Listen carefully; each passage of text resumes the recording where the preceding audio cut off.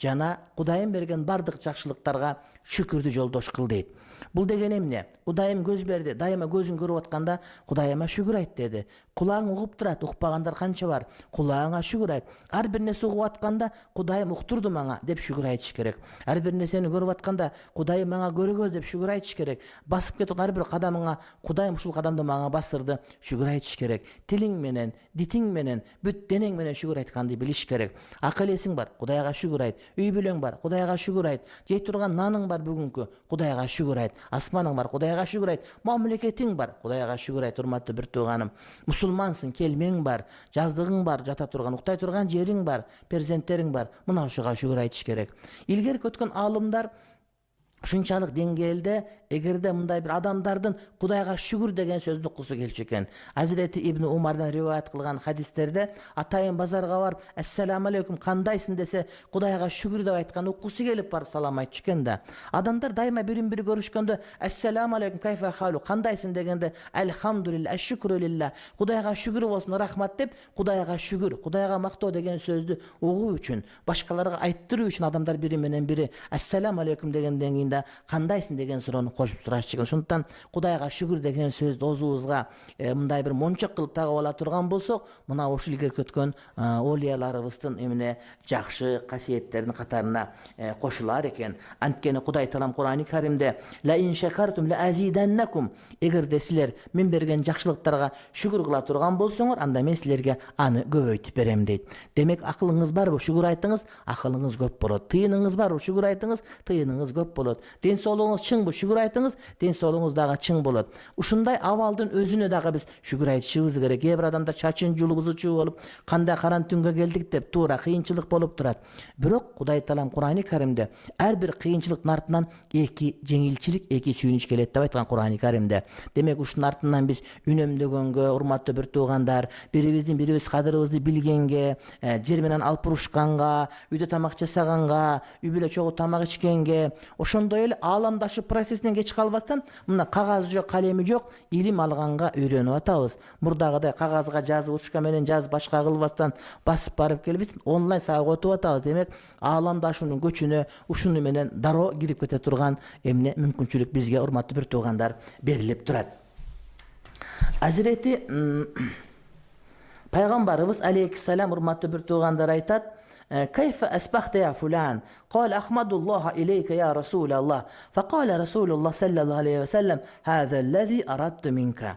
Bir günü kimdir biri Hazret Abdullah bin Umar, Hazret Umar bin Abdullah'a Peygamberimiz jolugуп salam aytıp durup, "Kanday taң atırdın ey Abdullah?" dep suraganda, "Kudayga maktoo aytam, Kudayga şükür aytam, siz menen birgelikte. Siz kanday şükür aytkan bolsoңуз, men dagы şükür ayttım ошондой" дегенде, "Мына ушул сөзүңдү угуу үчүн сенден ушуну сурадым" деди. Демек, сураганда кыргызда жакшы сөз бар, Кудайга шүгүр дейт. Өлүп атса да Кудайга шүгүр дейт. Демек, мына ушул чыныгы мусулманчылык, чыныгы олиялык. Чындыгында Кыргыз элиндеги салт, Кыргызстандагы бардык журттардын ушундай бир жакшы адеби бар. Кандай болсо да Кудайга шүгүр деп айтабыз. Ооруп, ооруканага кетип атасың.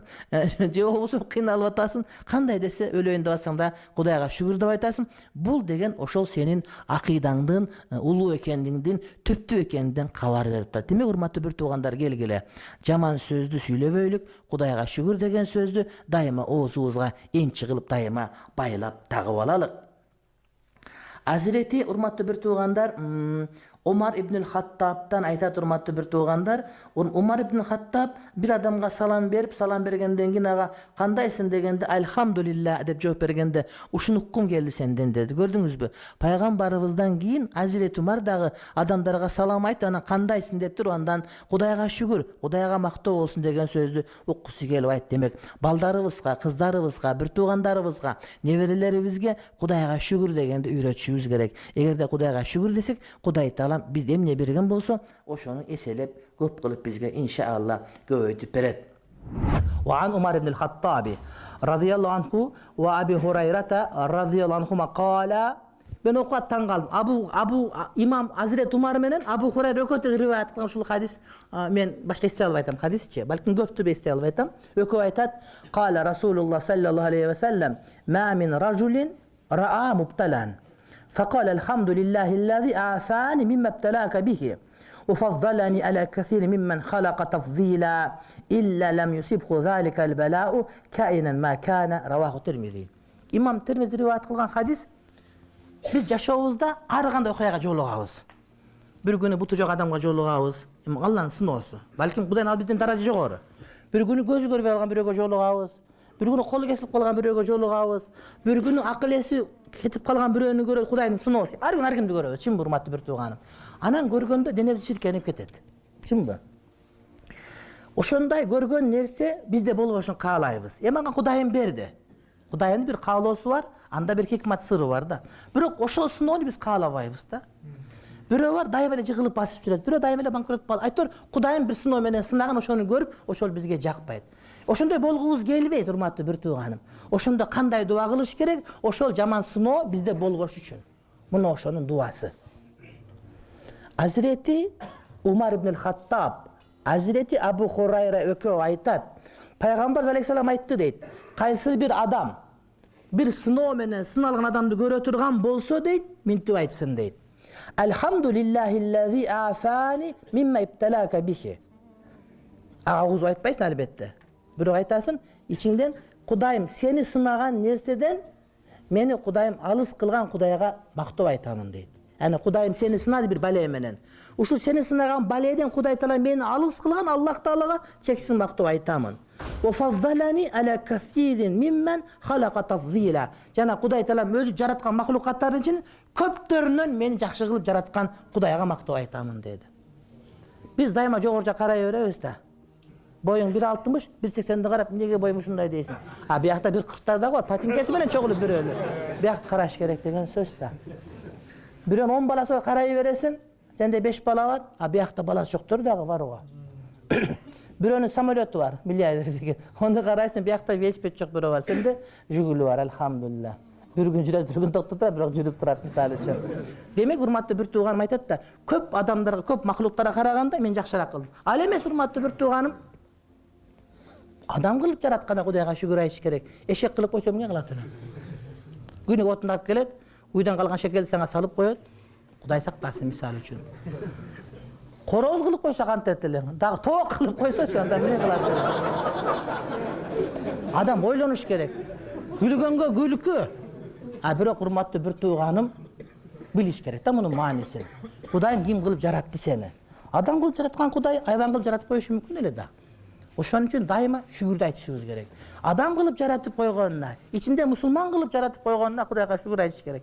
Biri hurmatlı bir tuğan kıyamat kelген adamlar emdegi hayvan kılıp jaratıp koybodu dep aytar gün gelip kalat eken da. Adam adamça bolboso аны üşüntet eken.